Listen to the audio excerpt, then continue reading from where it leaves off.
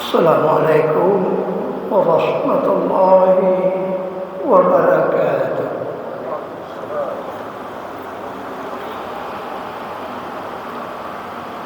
Alhamdulillah rabbil alamin wa bihi nasta'in ala umuri dunya waddin. Asyhadu an la ilaha illallah wahdahu la syarika lah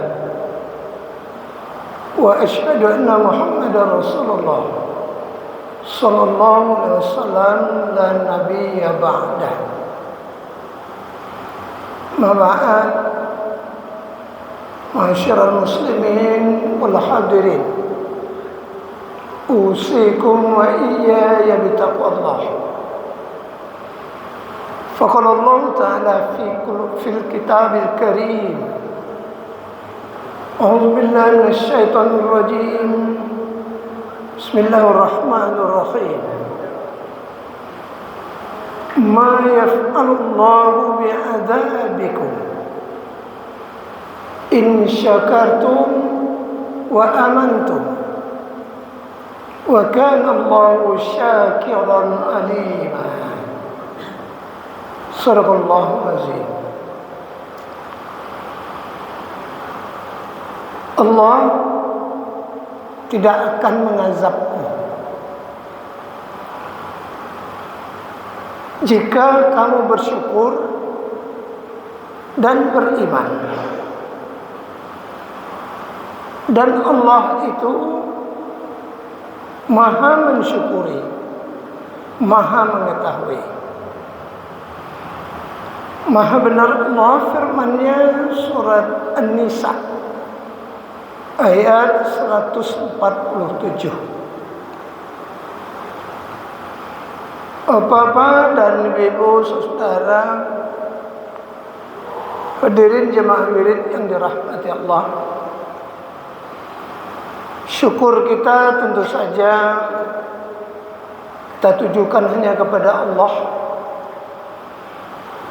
Begitu banyak nikmat yang telah diberikan dalam kehidupan kita dan tanpa putus-putusnya. Di antara nikmat yang diberikan Allah kepada kita itu adalah nikmat sebagai bangsa Indonesia yang hari ini kita melaksanakan peringatan hari ulang tahun kemerdekaan yang ke-79. Kemerdekaan itu adalah merupakan nikmat, bahkan rahmat. Dan itu secara legalitas diungkapkan oleh founding father, para pendiri negara kita, di mana dituangkan di pembukaan Undang-Undang Dasar 45 alinea ketiga disebutkan di situ, atas berkat rahmat Allah yang Maha Kuasa.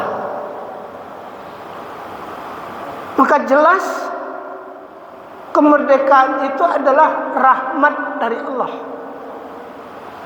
sekaligus menunjukkan kepada kita bahwa pendahulu kita itu, para pendiri negara ini, bahkan sejarah pun sudah memberikan gambaran kepada kita, sebahagian besar para pejuang dan yang berkorban untuk negara ini adalah umat Islam. Umat Islam. Nah, sekarang hadirin yang dirahmati Allah, apakah umat Islam dengan 79 tahun merdeka ini masihkah merasakan Indonesia ini sebagai rahmat? Karena begitu banyak hal yang sekarang ini terjadi dan dialami oleh umat Islam. Dan anehnya semua itu hanya ditujukan kepada umat Islam. Antara lain kita melihat dalam persoalan ekonomi, apakah umat Islam sudah merasakan rahmat, sejahtera? Terasa jawabnya belum. Persoalan pendidikan, apakah umat Islam juga sudah merasakan pendidikan yang merata dengan kualitas yang baik? Ternyata juga belum dirasakan. Dari aspek hukum pun seperti itu. Yang banyak sekarang ini mengalami kasus-kasus hukum yang dikriminalisasi siapa? Para ulama, para habaib. Dan yang paling sering sekarang ini, agama yang mengalami pelecehan,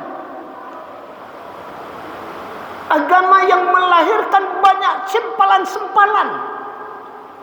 Itu juga adalah mereka yang mengaku Islam. Nah, dengan demikian hadirin yang dirahmati Allah, kita akui bahwasanya di 79 tahun merdekanya Indonesia ini, justru umat Islam belum merasakan rahmatnya. Belum merasakan rahmat. Nah, sekarang apa penyebabnya? Ayat yang kita bacakan tadi sekilas mengingatkan kepada kita, ma yaf'alullah bi'azabikum in syakartum. Allah tidak akan mengazabmu jika kamu bersyukur. Nah, sekarang umat Islam merasakan tak kondisi yang seperti ini adalah merupakan azab.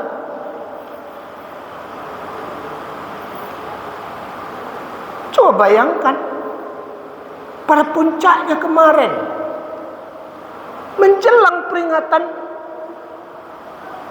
ulang tahun kemerdekaan, anak-anak orang Islam yang putri, petugas paskibraka, dilarang mempergunakan hijab. Ada sebanyak 18 orang. Meskipun akhirnya dibolehkan, tapi itu adalah sebentuk istilahnya tes the water,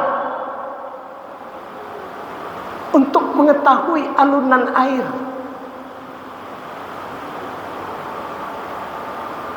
Bagaimana? Dicoba seperti ini. Kalau umat Islam diam saja, kalau umat Islam menerima saja, maka lalu dia akan terus. Kenyataannya masih banyak umat Islam, masih banyak tokoh Islam, masih banyak organisasi Islam yang ribut. Akhirnya apa? Minta maaf. Sekedar minta maaf. Seharusnya bagi umat Islam tidak cukup dengan maaf, karena ini sudah berulang kali.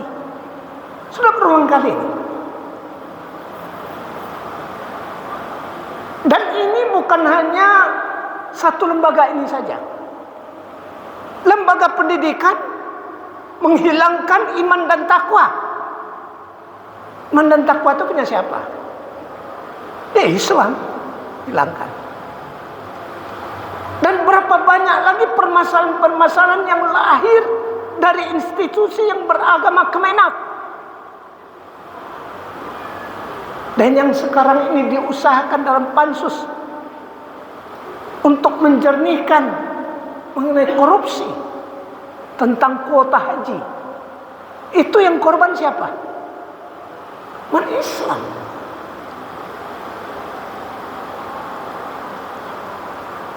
Pendidikan. Dan kemudian bahkan kemarin PP PP 28 tahun 2004. Kalau PP itu yang menandatangan presiden. Itu ada di situ isinya menyediakan kontrasepsi untuk pelajar. Tujuannya untuk apa? Untuk merusak generasi muda kita. Dan ketika kita bicara tentang generasi muda Indonesia, yang paling banyak anak siapa? Yang Islam. Jadi hadirin yang dirahmati Allah, bahwa ini bukan insiden, tapi ini sudah sistematis. Dengan kata lain, bahwa yang memang benci kepada Islam itu bukan hanya menteri-menterinya, tapi yang di atasnya itu yang benci kepada Islam. Yang di atas itu.